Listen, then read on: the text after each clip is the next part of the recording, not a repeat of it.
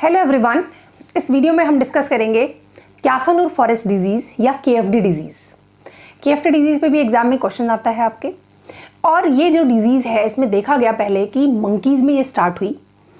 Forest में देखा कि मंकीज़ कुछ उनकी डेथ हो गई थी, तो उसको डिस्कवर किया, उसको देखा कि भाई ये मंकीज़ की डेथ क्यों हुई। तो वहाँ से आपका सैंपल लेकर उनका इंस्टीट्यूट में देखा गया कि भाई ये जो है बिकॉज ऑफ अ वायरस है। और जहाँ पर जो मंकीज़ थे जहाँ पर उनकी डेथ हुई उसके आसपास के एरिया में उसके बाद थोड़े से लोगों को फीवर आने लगे, ठीक है ना। तो यानी कि जो ये डिजीज़ तो मंकी की थी, मतलब पहले क्या होता था सिर्फ मंकी तक ही रेस्ट्रिक्टेड थी और ये फॉरेस्ट में होती थी क्योंकि फॉरेस्ट में मंकीज़ घूमते रहते हैं। स्पेशली कर्नाटका के जो फॉरेस्ट हैं जहाँ पर ये सबसे पहले डिस्कवर हुआ था, उस फॉरेस्ट का नाम था क्यासानूर फॉरेस्ट ऑफ कर्नाटका। वहाँ पर एक डिस्ट्रिक्ट है शिमोगा डिस्ट्रिक्ट, उसका न्यूज़ में भी काफ़ी कुछ आया था।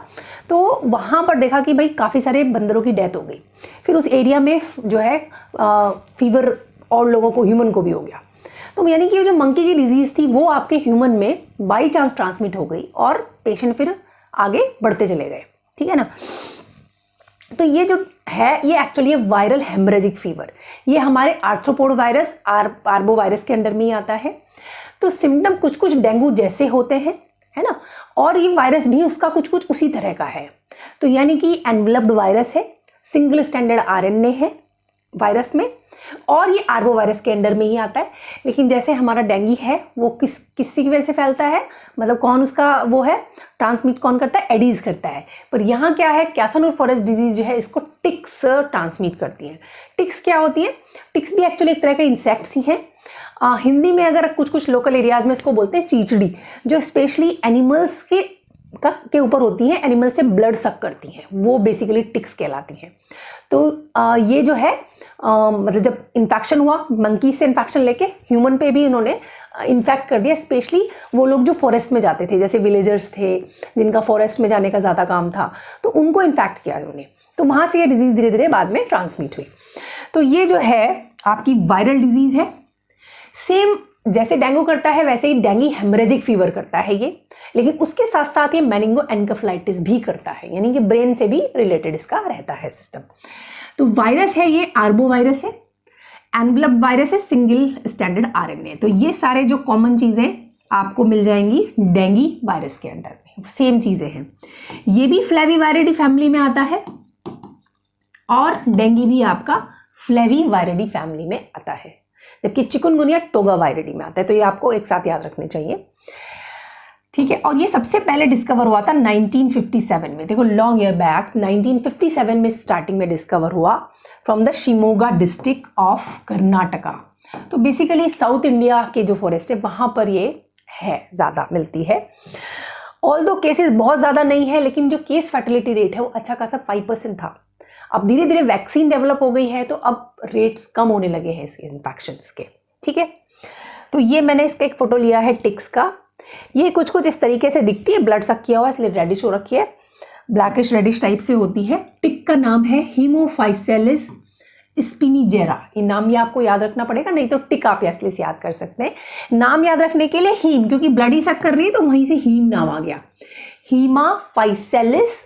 और फाइलम हम पढ़ते हैं तो वहीं से फाई आ गया, या फिजियोलॉजी से भी फाई याद कर सकते हो आप। तो इट्स हीमाफाइसेलिस स्पिनिजेरा इज अ टिक।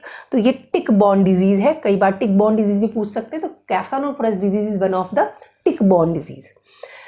अब ये जो है इसके जो नेचुरल और कॉमन होस्ट है, मंकी तो मैंने आपको बता ही दिया क्योंकि मंकी की डेथ मिली। उसके अलावा स्क्वायरल जो होती है उनमें, और रोडेंट्स है ना, उनमें भी ये मिला, मतलब मिलते हैं, नेचुरल रिजर्वॉयर्स होते हैं बेसिकली ये। तो रोडेंट्स जो हो गए, स्क्वायरल्स हो गई, वो भी हैं। इसका जो मंकी है वो एम्पलीफायर होस्ट की तरह काम करता है। एम्पलीफायर होस्ट मतलब उसमें वायरीमिया बहुत ज़्यादा होता है, वायरल का रेप्लिकेशन बहुत ज़्यादा होता है, और इसी वजह से मंकी से ह्यूमन में ट्रांसमिट हुई, ठीक है ना। तो ये आपका एम्पलीफायर होस्ट है। हालांकि जो मंकी है वो इसका रिजर्वॉयर नहीं है, रिजर्वॉयर नहीं है। वहां पर वायरीमिया होता है, एम्प्लीफिकेशन होता है, रिजर्वॉयर तो वो होता है जहां पर रहे। अगर हम रिजर्वॉयर की बात करें तो हम टिक्स को इसका रिजर्वॉयर मान सकते हैं, टिक्स को इसका एज अ रिजर्वॉयर मान सकते हैं।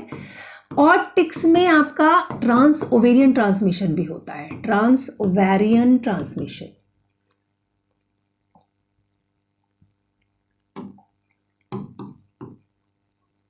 ट्रांस ओवेरियन ट्रांसमिशन का मतलब क्या होता है, ओवा के थ्रू ये ट्रांसमिट हो गया प्रोजेनी के अंदर में, तो एज अ रिजर्वॉयर भी काम कर सकता है। प्रोजेनी में जाता जा रहा है, नहीं कुछ करा, जब कहीं वो बाइट करेगा या कुछ करेगा तो इन्फेक्शन फैला सकता है, ठीक है ना।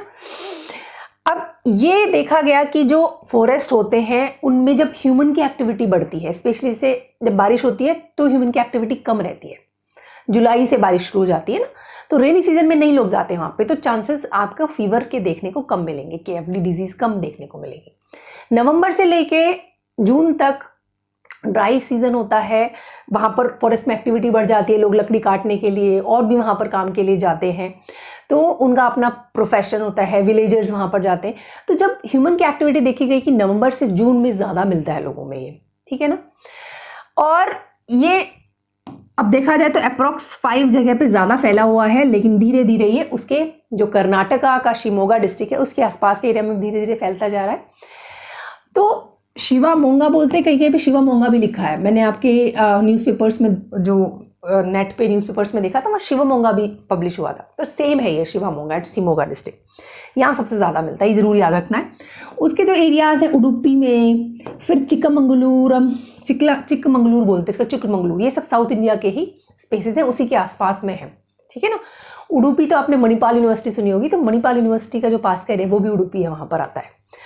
तो और कन्नड़ा जो है ना, वहाँ पर ये सबसे ज़्यादा मतलब धीरे धीरे आ रहे हैं, और गोवा में भी धीरे धीरे कुछ केसेस मिल रहे हैं, ठीक है ना। तो जो नियर बाई एरियाज़ हैं वहाँ पर धीरे धीरे आपके एंडेमिक या कुछ केसेस वहाँ पर मिल जा रहे हैं।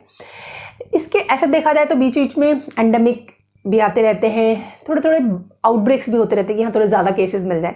इसका लार्जेस्ट आउटब्रेक जो है 1983 to 84 में मिला, जबकि 69 डेथ हो गई थी, मतलब क्योंकि उस टाइम डेथ के रेट बहुत ज़्यादा थे इसलिए बहुत ज़्यादा फेमस हुआ था और ये न्यूज़ वगैरह में भी आया।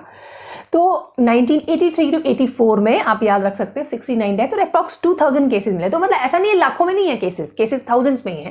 तो केस फर्टिलिटी रेट 5% है, और इम्पॉर्टेंट है कि मंकी से ह्यूमन में फैल गया है ना। 1999 में वैक्सीन धीरे डेवलप हुई। अब आती है क्लिनिकल फीचर्स, जो मैंने कहा कि कुछ इसके आपके डेंगू जैसे सिम्टम है, फीवर होता है, अब्रप्ट फीवर होता है, हेडेक होगा, माइल्जिया होगा, ठीक है। सबसे पहले आप देख लो इंक्यूबेशन पीरियड वही है 3 to 8 डेज, मतलब 1 वीक के आसपास ही इंक्यूबेशन पीरियड है ना, याद रखने का तरीका। इसमें 2 स्टेजेस होती हैं, फर्स्ट स्टेज जो है वो हेमरेजिक फीवर है, और सेकेंड स्टेज जो है आपकी मेनिंगो एनकेफेलाइटिस है, जो कि 1 to 3 वीक्स बाद मिलती है आफ्टर द फर्स्ट स्टेज। तो जो हेमरेजिक फीवर है उसमें क्या मिलेगा, फीवर मिलेगा, एब्रप्ट ऑनसेट हाई फीवर होगा, माइल्जिया होगा, बहुत थकान होगी, मसल पेन होगा, ठीक है, बॉडी एक पेन हो गया जो भी है, और साथ में हेमरेजिक स्पॉट्स मिल सकते हैं, हेमरेज मिल सकते हैं, है ना।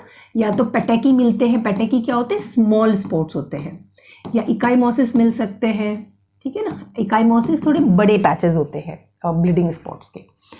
दूसरा आपको कहीं नोज ब्लीडिंग या माउथ से ब्लीडिंग, ये सब देखने को मिल सकते हैं। तो these are all haemorrhagic fever, जैसा डेंगू में है वैसा सा ही सिम्टम्स इसमें हो रहे हैं। सेकेंड स्टेज लेकिन बाद में देखा कि ये जो 1 to 3 weeks after the first stage आपको मेनिंगो एनकेफेलाइटिस मिलती है, यानी जो एनकेफेलाइटिस की फीचर्स होती हैं वही आपको इसमें मिल रही है देखने के लिए,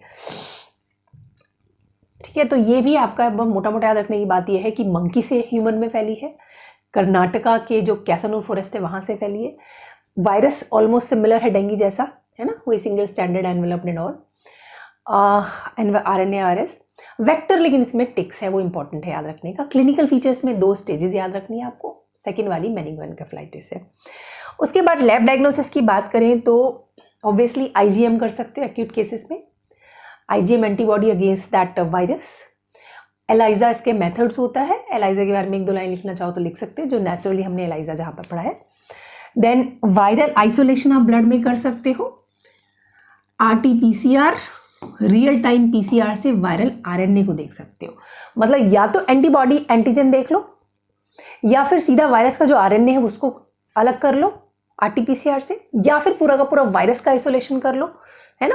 जिसमें आपको कोई ना कोई लाइन चाहिए, मॉस्किटो लाइन या फिर कुछ भी आपका लाइन चाहिए करने के लिए, तो ये आप इसमें डिफरेंट टाइप के डायग्नोसिस के लिए टेस्ट कर सकते हो। कुछ नॉन स्पेसिफिक टेस्ट हैं जैसा कि डेंगू में, चिकनगुनिया में मिलता है, थ्रोम्बोसाइटोपिनिया, ल्यूकोपिनिया।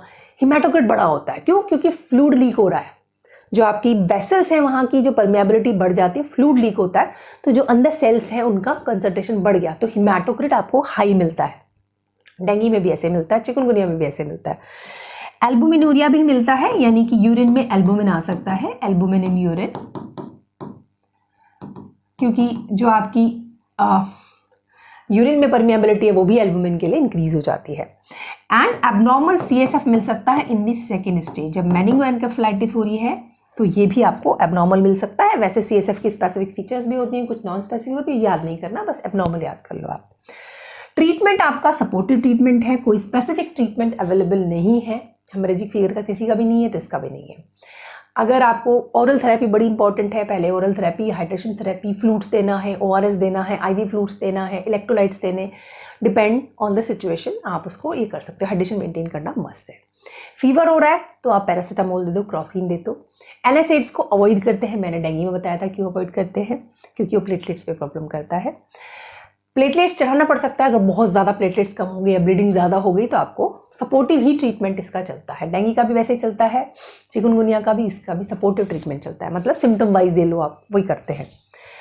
वैक्सीन थोड़ा सा समझ सकते हो, इसकी वैक्सीन अवेलेबल है जो कि सिर्फ एंडेमिक एरियाज़ के लिए ही है। जैसे आप कर्नाटका का शिवमोगा एरिया है, वहाँ बहुत ज़्यादा एंडेमिक है, उसके आसपास के 5 किलोमीटर्स के विलेजेस में आप दे सकते हैं, या फिर जहाँ पर भी आपको आउटब्रेक्स मिल रहा है उसके आसपास में दे सकते हैं।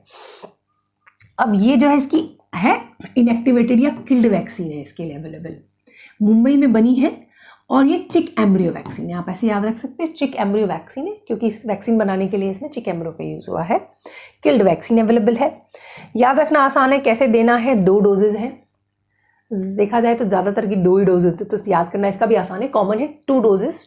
फिर आप अपार्ट कितने टाइम के अपार्ट है, 2 मंथ्स अपार्ट, तो 2 ही डोज हैं और 2 ही मंथ अपार्ट आपको करना है। बूस्टर 6 to 9 मंथ देना है, और उसके बाद एवरी 5 ईयर, यानी हर 5 साल में भी लगवाते रहोगे बूस्टर तो उनका काम चल जाता है, इनसे बच सकते हो। क्योंकि ये हेमरेजिक फीवर है, फैटल हो सकता है, डेथ भी मिली होती है पेशेंट में। तो अब हालांकि डेथ अब कम मिल रही है, वैक्सीनेशन है, प्रॉपर प्रिवेंशन है, केसेस भी थोड़े कम मिलते हैं। और ये सिर्फ वही कुछ ही एंडेमिक एरिया वगैरह के लिए, ऐसा नहीं है कि पूरा ओवरऑल इंडिया में, क्योंकि ज़रूरत नहीं है, सिर्फ वही एरियाज़ हैं जहाँ पर इस क्यासनूर फॉरेस्ट डिजीज़ के लिए हमें वैक्सीन की ज़रूरत पड़ती है।